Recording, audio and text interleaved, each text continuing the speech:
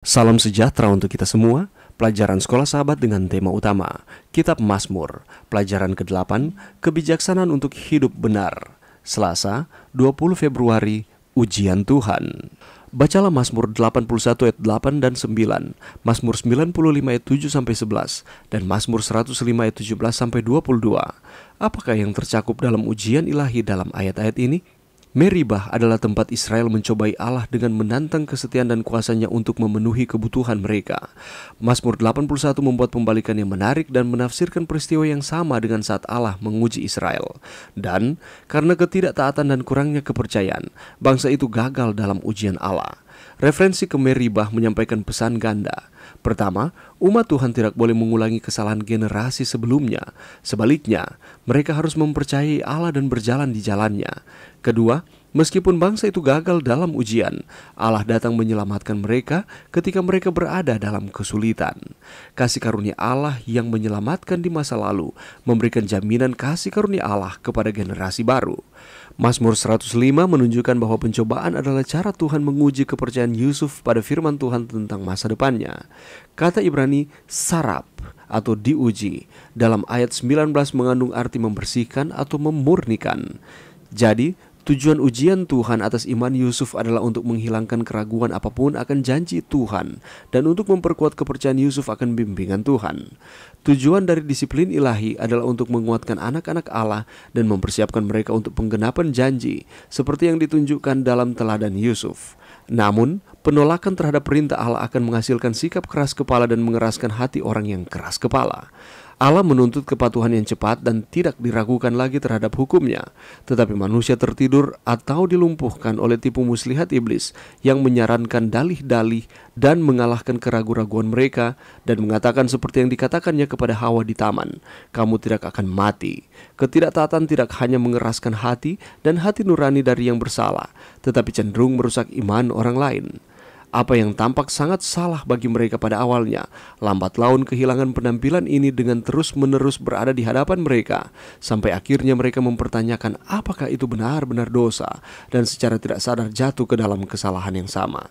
Testimonies for the Church, volume 4, halaman 146. Apakah pengalaman Anda sendiri tentang bagaimana dosa mengeraskan hati? Mengapa pikiran itu harus mendorong kita ke salib, di mana kita dapat menemukan kekuatan untuk taat? Pelajaran yang bisa kita dapatkan pada saat ini. Saudaraku, pernahkah kita mempelajari dalam Alkitab bagaimana bangsa Israel mencobai Allah dengan menentang akan kesetiaan dan kuasa Tuhan untuk memenuhi akan kebutuhan mereka? Kita bisa lihat ini di dalam peristiwa Meribah. Meribah adalah tempat di padang gurun di mana umat Israel mengalami peristiwa air keluar dari batu. Kejadian ini dicatat dalam Alkitab, terutama dalam kitab Keluaran 17 dan kitab Bilangan 20. Meribah menjadi simbol pengujian iman dan kesetiaan umat Israel kepada Tuhan. Peristiwa di Meribah pertama terjadi di awal perjalanan mereka, di mana umat Israel mempertanyakan kehadiran Tuhan. Mereka mencobai Tuhan dan memprotes karena kekurangan air. Lalu apa yang dilakukan oleh Tuhan? Oleh kasih-Nya kepada bangsa ini, Ia memerintahkan Musa untuk memukul batu dan air pun keluar sebagai tanda kasih dan penyediaan Tuhan. Namun, di Meribah kedua, setelah perjalanan panjang dan berbagai ujian, umat Israel sekali lagi kehabisan air dan mereka mengeluh, mereka menggerutu. Dan mereka mempertanyakan di mana Tuhan? Kenapa Tuhan mengizinkan akan hal seperti ini terjadi kepada mereka?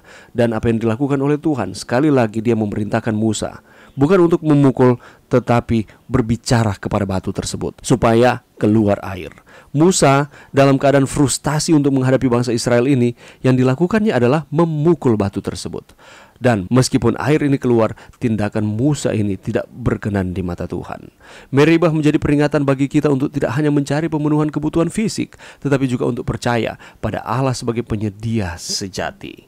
Dan inilah yang dilukiskan di dalam kitab Mazmur. Umat Tuhan tidak boleh mengulangi kesalahan generasi sebelumnya, yakni bangsa Israel. Sebaliknya mereka harus mempercayai Allah dan berjalan di jalan Tuhan. Di dalam Mazmur pasal 81 mengingatkan kita tentang panggilan Tuhan kepada umatnya untuk mendengarkan dan taat kepada Tuhan. Seringkali kita mungkin memandang bahwa ujian iman itu adalah cobaan bagi kita, tetapi bukanlah seperti itu. Hal tersebut merupakan pelajaran kepada kita untuk kita dapat membuat pilihan yang benar di dalam kehidupan kita.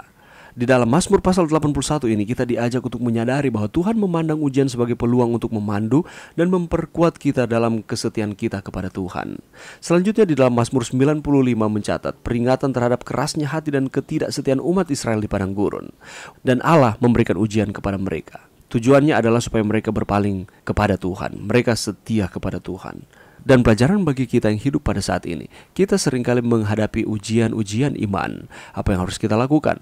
Kita harus belajar untuk berpaling kepada Tuhan. Tujuan Allah memberikan ujian ini adalah untuk memurnikan iman kita, untuk berharap sepenuhnya kepada Tuhan. Mazmur 105 adalah perjalanan sejarah yang mengingatkan tentang kesetiaan Tuhan selama perjalanan umatnya. Meskipun diuji dengan berbagai ujian, Tuhan tetap setia dalam memenuhi janjinya. Oleh karena itu, ketika kita sedang mengalami ujian iman, mari kita belajar untuk bersyukur atas kehadiran Tuhan yang setia. Bahkan di dalam situasi buruk sekalipun di dalam kehidupan kita, Dia tidak akan meninggalkan kita. Tuhan setia di tengah-tengah kehidupan manusia. Tujuan dari disiplin ilahi adalah untuk menguatkan anak-anak Allah dan mempersiapkan mereka untuk penggenapan janji. Itulah sebabnya mari kita terus percaya kepada Tuhan di dalam kehidupan kita. Kita mungkin pada saat ini mengalami ujian iman. Mari kita terus setia kepada Tuhan, mengandalkan Tuhan di dalam setiap kehidupan kita.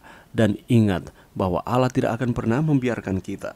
Dia ingin menguatkan kita untuk terus berpengharapan dan berpegang teguh hanya kepada Tuhan. Karena kesetiaan Tuhan melampaui segala pergumulan-pergumulan kehidupan kita. Mari berdoa. Terima kasih Tuhan atas firman-Mu pada saat ini. Bantu kami Tuhan ketika kami mengalami ujian iman. Kami berserah sepenuhnya, berpegang teguh hanya kepada Tuhan. Ini doa kami Tuhan di dalam nama Yesus. Amin.